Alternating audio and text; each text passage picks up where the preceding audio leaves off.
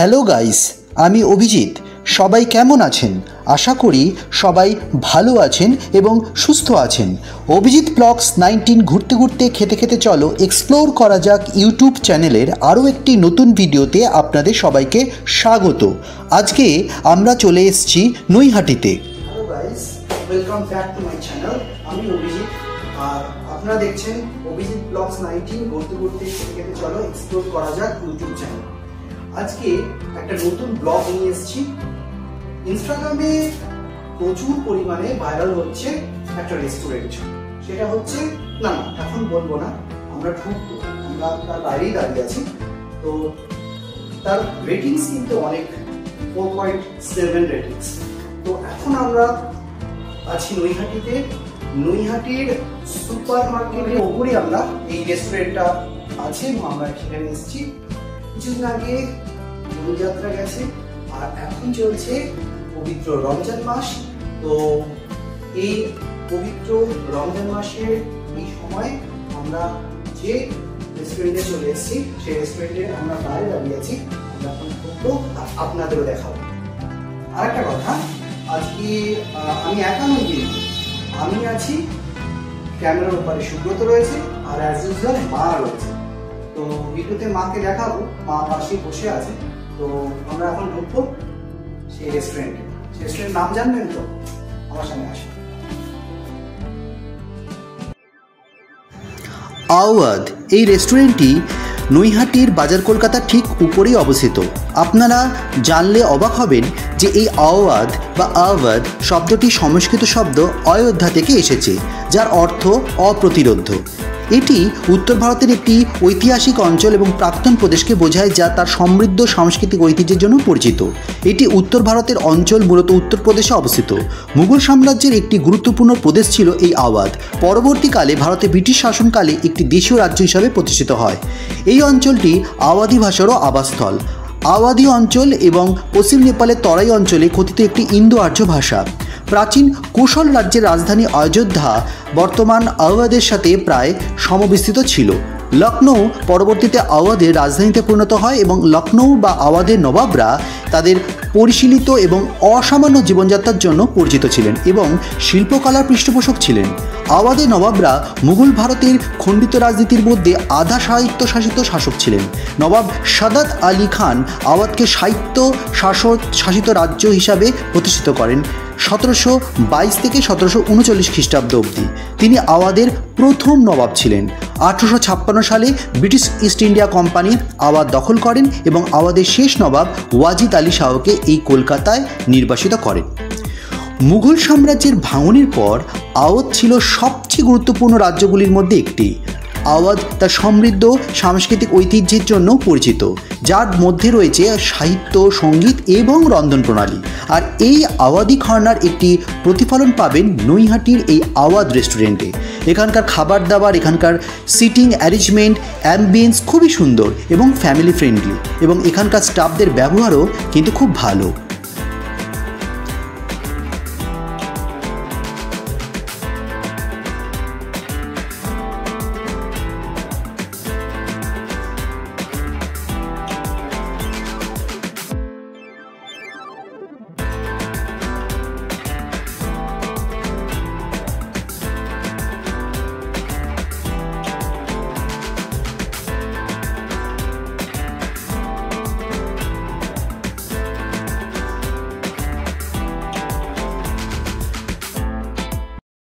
তাহলে আমরা চলে এসেছি নৈহাটির আওয়াধে। তো আমরা আওয়াধে বসে আছি, এখানে মা আর উল্টো দিকে সুব্রত বসে আছে। তো আমরা অনেক কিছু অর্ডার দিয়েছি, একটা একটা করে আসছে। আমরা বলেছি যে একটা একটা করে দিচ্ছি, কারণ কি ঠান্ডা হয়ে যাবে, আর এইদিকে ভিডিও চক্করে সব ঠান্ডা হয়ে যাচ্ছে। এমনি এসি রুম এখন দিয়ে গেছে গালৌটি কাবাব বলে, তো গালৌটি কাবাব আর হচ্ছে চিকেন মালাই কাবাব, ঠিক আছে। তো আমাদের সার্ভ করে দিয়েছে। তো তার আগে আমি হয়তো আপনাদের ভিডিও দিয়ে দিয়েছি। তো ফার্স্টে আমরা মুর্গ মালাই কাবাব আমরা ট্রাই করব, ঠিক আছে, with green salad green chutney আর স্যালাড দিয়ে গেছে, এটা আই থিঙ্ক স্যালাড। একটা পেঁয়াজে দিয়ে একটা টস করে দিয়েছে sauce, onion toss, onion salad দিয়েছে। তো এটা আমরা আগে ট্রাই করব।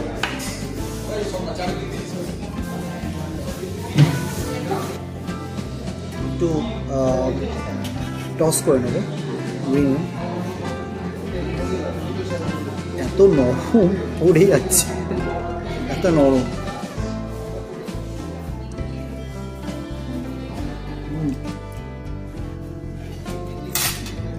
চিকেনটাকে স্ম্যাশ করে কাবাবটা করেছে, একদম সফট, আর মুখে দিলেই মাউথে মেল্ট হয়ে যাচ্ছে এই কাবাবটা। এত টেস্টি, এত টেস্টি, অসাধারণ, অসাধারণ।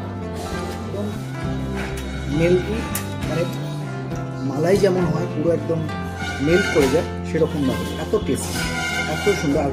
আর স্মোকি একটা ফিল আছে, খুব সুন্দর। তার মধ্যে পেঁয়াজ আছে স্ম্যাশ করেছে, তার মধ্যে কিছু ভেজিস আছে, তো অসাধারণ দেখে লাগে, অসাধারণ। আর একটা বাইট নেব। অসাধারণ। এখন আমরা খাবো আওয়াদি স্পেশাল পরোটা দিয়ে মাটন গুলাটি কাবাব। এটা এখানকার সিগনেচার ডিশ, তো আমরা ট্রাই করবো কীভাবে খেতে হয়। এটা একটু পরোটা নিয়ে কাবাব ধীরে ধীরে এখানে দিয়ে একটু পেঁয়াজ দিয়ে, এই পেঁয়াজের আর সসে যে টস করা আছে সেটা দিয়ে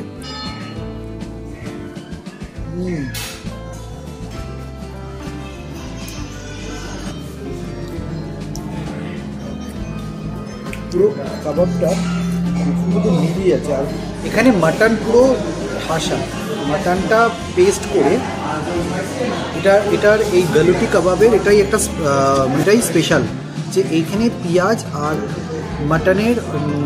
মাটনটাকে পুরো করে সেটা মশলা দিয়ে পুরো ঠেসে মাটনটাকে পুরো পেস্ট করে এই গালুটি কাবাব বানানো হয়েছে। আর কত সফট দেখুন, এই সফটটা একদম নরম, একদম সফট, এই দু হাতেই পুরো অসাধারণ। আর এটা এমনি খাওয়া যায়, এমনি অসাধারণ। আচ্ছা, এখন আমাদের কাছে চলে এসছে বাটার নান। আর আমার এখানে সবথেকে ভালো লাগছে দেখতে, সবথেকে ভালো লাগে সব কিছু পিতলেতে সার্ভ করা আছে। পিতলের থালা, পিতলের কাঁটা চামচ সব কিছু পিতলের, দারুণ লাগছে। একটা নবমী ফিল হচ্ছে। অ্যাকচুয়ালি আওয়াদ যে রেস্টুরেন্টটা, এই ঘরানাটা হচ্ছে লখনৌ ঘরানা, এটা আপনারা জেনেই থাকবেন। তো যাই হোক, বেশি না হেজিয়ে আমরা মেন কোর্সে যাই। এখন আমরা এটা খাবো, এখানকার সিগনেচার আর একটা ডিশ, এটা হচ্ছে পনির বাটার মশলা। দেখো একদম, আমার তো এই মানে গ্রেভিটা দেখে জাস্ট ওয়াও লাগছে, জাস্ট ওয়াও, গ্রেভিটা অসাধারণ গ্রেভি। তো খাওয়া যাক একটু।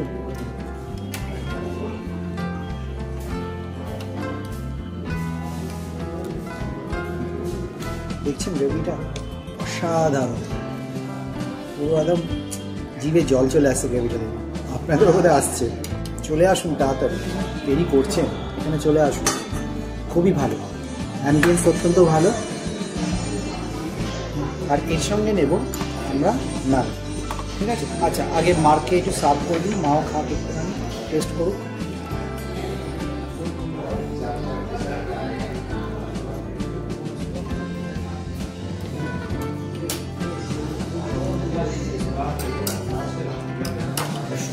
সুন্দরটাকে একটু সার্ভ করে যাবে।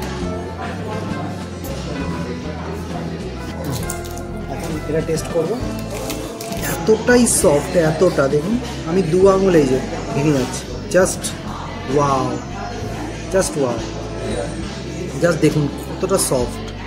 দেখুন 2 আঙুলে ভেঙে যাচ্ছে, এত সফট। দেখুন এখন টেস্ট করব বাটার নানের সঙ্গে বাটার পনির মশলা, সিগনেচার ডিশ। এটা হচ্ছে সিগনেচার ডিশ এখানকার আওয়াদি।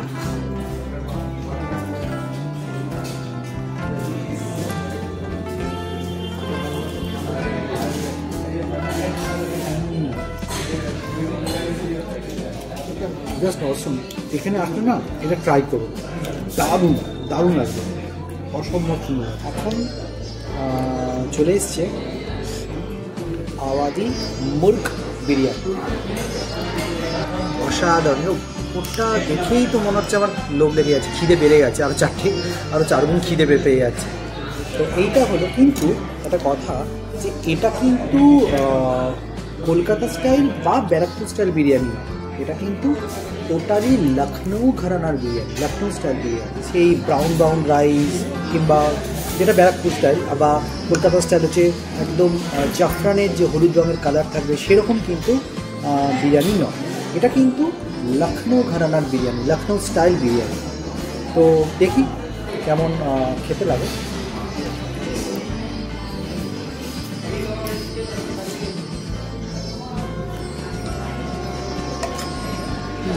আচ্ছা, সার্ভ করে দিল, 3 জনেই সার্ভ করে দিয়েছে। এইটা এত বড় একটা চিকেনের পিস, ওয়াও! এটা তো 150 থেকে 200 গ্রাম হবেই।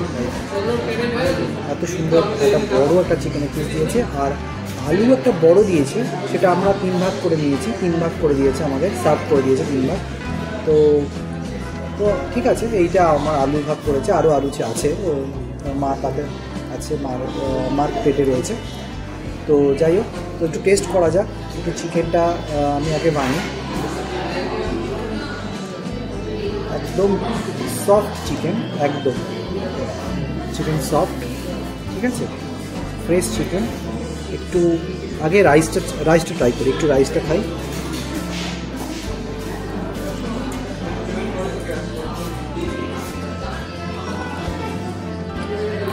আমি বললাম যে যারা কলকাতা বা ব্যারাকপুর বিরিয়ানি সেরকম কিন্তু বিরিয়ানি নয়, এটা স্টাইলটা অন্যরকম, লখনৌ ঘরানা।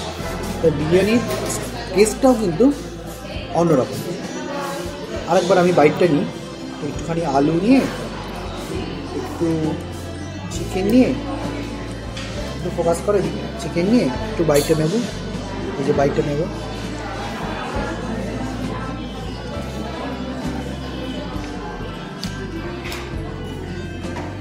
ফ্লেভারটা না সারা মুখ ভরে আসছে, এত সুন্দর ফ্লেভার, খুব মাইল্ড, কোনো কিছুই অত্যাধিক নেই। গোলাপ জল, কেওড়া জলের যে স্মেলটা, এটা অত্যাধিক নয়, খুব সুন্দর একটা ব্যালেন্সড যে বিরিয়ানি সেটা। আর খুব রিচ কিন্তু নয়, আর বিরিয়ানিটা কোনো রিচ নয়, বিরিয়ানিটা সবাই খেতে পারবে, এত সুন্দর বিরিয়ানিটা। চালগুলো একদম লং গ্রেইন বাসমতি চাল, অসাধারণ কোয়ালিটি, অসাধারণ বিরিয়ানি কোয়ালিটি অসাধারণ। আপনারা ট্রাই করতেই পারেন, এত সুন্দর বিরিয়ানি।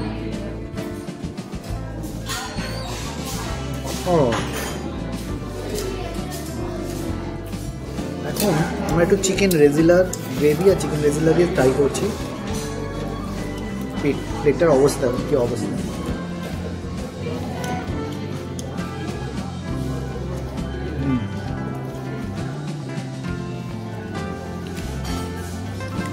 একটা সুইটনেস রয়েছে, দারুণ দারুণ চিকেন রেজালাটা, দারুণ চিকেন রেজালা, অসাধারণ অসাধারণ, কোনো হবে না। চিকেন তোমার কেমন টেস্ট না? ভালো। এখন সুব্রত মশলা কুলচা অর্ডার করেছিল আবার সুব্রতর জন্য, আমি খাবো না, তো সুব্রত খাবে। মশলা কুলচা দিয়ে পনির বাটার মশলা দিয়ে এখনও খাচ্ছে। দিয়ে মশলা কুলচা, বাটার কুলচা কি করছে? বাটার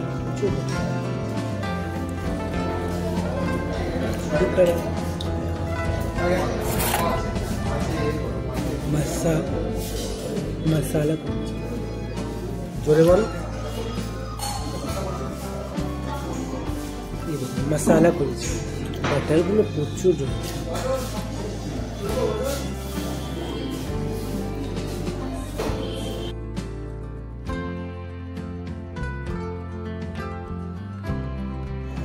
গাইস, সুব্রতর ফুড ব্লগিং দেখলেন তো কেমনভাবে ব্লগিং করছে। আপনারা এনজয় করলেন নিশ্চয়ই। ঠিক আছে, যাই হোক, আজকের ভিডিও কেমন লাগলো কমেন্টস করে জানাবেন। আজকের ভিডিও তবে এই পর্যন্ত। আপনারা ভালোবেসে আমাদের চ্যানেলটি সাবস্ক্রাইব করে আমাদের ইউটিউব পরিবারের সদস্য হন, কমেন্ট করুন এবং ভিডিওটা ভালো লাগলে অবশ্যই লাইক আর প্রচুর শেয়ার করুন। আর নোটিফিকেশনের বাটনটা অবশ্যই ক্লিক করবেন, তাহলে সমস্ত আপডেট সবার প্রথমে আপনাদের কাছে পৌঁছে যাবে। সুস্থ থাকুন, ভালো থাকুন, আনন্দে থাকুন, প্রচুর গাছ লাগান এবং পরিবেশকে পরিষ্কার রাখুন। আবার আপনাদের সাথে দেখা হবে আরেকটি নতুন ভিডিওতে। নমস্কার।